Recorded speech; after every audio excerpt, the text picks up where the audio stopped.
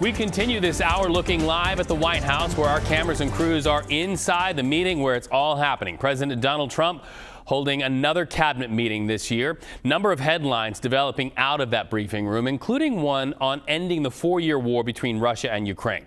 That's happening while at this very hour, U.S. Special Envoy Steve Witkoff and the president's son-in-law, Jared Kushner, are in Moscow. They are meeting face-to-face with President Vladimir Putin, trying to do just that, end a war. Here's what Mr. Trump had to say about that conversation. We have a problem with a war that our people are trying to settle now with Russia and Ukraine. We are not involved in the war monetarily anymore. Biden gave away $350 billion like it was candy. That's a massive amount of money. And much of it in cash, a lot of it in equipment. I don't give away anything. We sell the equipment to NATO. The European nations pay us for the equipment, 100% price. And then they bring it to Ukraine or whatever they do with it. But we're trying to get that settled. I've settled. All right, so let's go live outside the White House to CBS News senior White House correspondent Weijia Jiang. Weijia, what are we learning about that high-stakes meeting between Witkoff, Kushner, and Putin? Well, this is an incredibly important meeting, Reed, to try to reestablish this deal after the Ukrainians really pushed back on the initial version that even Republicans here in the U.S. Described as pro-Russia and had questions about after a transcript of a phone call was apparently leaked between Witkoff and his Russian counterpart that was negotiating that the administration did not deny. And so what comes out of this meeting will really almost reset the table in terms of the deal as it stands now. And we don't know exactly what that looks like. Of course, Secretary Rubio, the president, Witkoff, and Kushner have said that they've made great progress after their Ukrainian meeting in Miami last week, but we don't know the evolution of the details because obviously there were several sticking points that Ukraine was not on board with that had to do with land territory, that had to do with NATO membership and security guarantees and the size of Ukraine's military. So it's really important to see where Russia stands when it comes to changing any of the points from the first version, because we know the Russians supported that version, Reed. All right, and we also want to know if the president talked about those drug boat strikes off of the coast of Venezuela, and if so, did he give any indication about who is to blame or any response to any of the criticism in a bipartisan way that's coming in response to those strikes?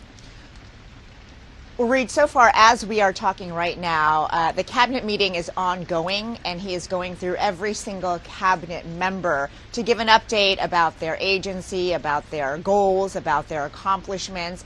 And so far, what we are waiting for is the Q&A portion, because this is the first time President Trump will face new questions after the White House press secretary yesterday, Caroline Leavitt, confirmed that there was, in fact, a second strike on the first boat that was attacked in the Caribbean. And of course, as you have been reporting on all morning, the reason that matters is because both Democrats and Republicans are questioning whether a second strike on a boat after a first lethal strike in order to ensure everyone on board was dead was a war crime or not. But I can tell you that for the first time since this controversy really spun up, Secretary Pete Hegseth of the Defense Department did speak during this cabinet meeting. And while he was not specific, he did double down on this second strike and on the Navy admiral who ordered it. Take a listen. As I've said, and I'll say again, we've only just begun striking narco boats and putting narco terrorists at the bottom of the ocean because they've been poisoning the American people. And Joe Biden tried to approach it with kid gloves and allowed them to come across the border. Cartels take over community, 20 million people, hundreds of thousands of Americans poisoned. And President Trump said, no, we're taking the gloves off. We're taking the fight to these designated terror organizations. And it's exactly what we're doing. So we're stopping the drugs.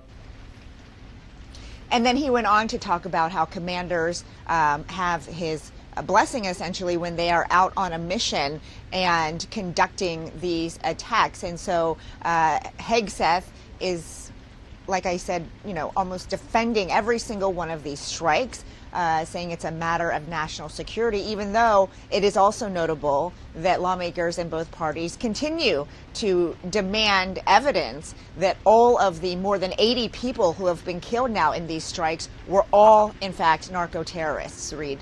Certainly some important questions yet to be asked, and for our viewers watching, we will bring you those questions as soon as that cabinet meeting opens up the questions to reporters. Weijia Jiang, thank you so much. Let's now go live to CBS News national correspondent Lilia Luciano, who's live for us in Colombia. So what's the reaction there to the strikes and also to what the Secretary of Defense has to say by way of defending those strikes? Well, right now, Reed, I have also been monitoring that cabinet meeting, as Weijia was just talking about. Pete Hegseth doubles down, says we're going to send narco-terrorists to the bottom of the ocean. We've only just begun. And I want to note something that President Trump said. He was talking about the alleged 8 wars that he says his administration ended. But he said, quote, "We're going to do one more. I think, I hope." Kind of mumbled, but said that. I took note of that because, of course, the expectation here in Colombia, in Venezuela, throughout the region, and in the United States is, will there be a land strike on Venezuela, whether it is on military bases, whether it is a strike that would target Maduro or people in his government directly. President Trump has said that the land strikes following the allegations of Venezuela being a narco state and the Maduro government being essentially a cartel he said last week, those might come very soon. We know that President spoke with Maduro. We have reporting from Reuters, the Miami Herald, and others who say that in that conversation, Trump gave Maduro an ultimatum. That ultimatum passed on Friday, so now all eyes are on this cabinet meeting, and as we just said, we're waiting for that Q&A portion to see what that means, not just in terms of Venezuela, but for the region. Here in Colombia, I interviewed, and I've been speaking to fishermen off of Santa Marta because one person, the person who was killed on the second strike that was mid-September, the first one was September 2nd, the second one was a Colombian national whose name came out. I'm still investigating exactly how that name came out. The Department of Defense here had told me that they have not gone and retrieved the results or the remnants or even the bodies from these strikes. So there's a lot of questions around how this person was identified. I talked to some family members of this one person. They told me that they're still waiting for answers both from the U.S. and from the Colombian government. The president of Colombia said that his personal attorney will represent that family. So the question is that family going to sue the U.S. government? We're waiting to hear more on that. But I also spoke to fishermen who say we have been surviving here on the coast of Santa Marta for generations, for hundreds of years on fishing, that's what they live off of, and that they are truly concerned of being confused for one of these alleged narco boats, that they sometimes have to go into deep water, into the open ocean, into potentially international waters, because that's where the fish are increasingly going to.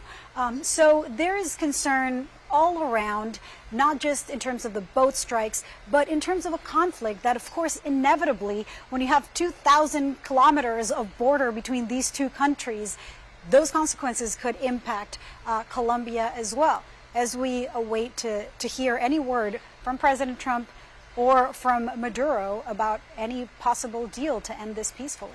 And we anticipate those very questions will be asked there inside the White House. Lilia Luciano, thank you so much for your study there where you are. We'll bring that to our viewers as soon as we hear those reporter questions. Lilia, thank you so much. Be well.